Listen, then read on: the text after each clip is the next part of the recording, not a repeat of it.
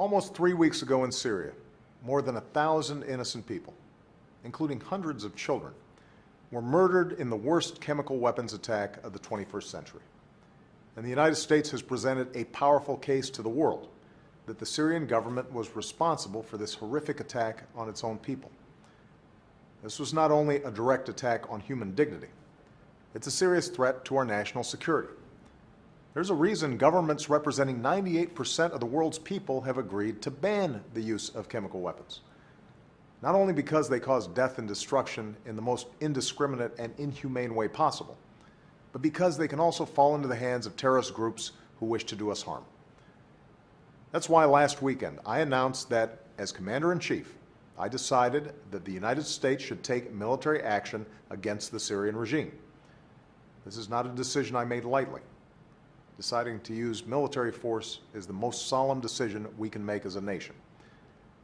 As the leader of the world's oldest constitutional democracy, I also know that our country will be stronger if we act together, and our actions will be more effective. That's why I asked members of Congress to debate this issue and vote on authorizing the use of force. What we're not talking about is an open-ended intervention. This would not be another Iraq or Afghanistan. There would be no American boots on the ground. Any action we take would be limited, both in time and scope, designed to deter the Syrian government from gassing its own people again and degrade its ability to do so.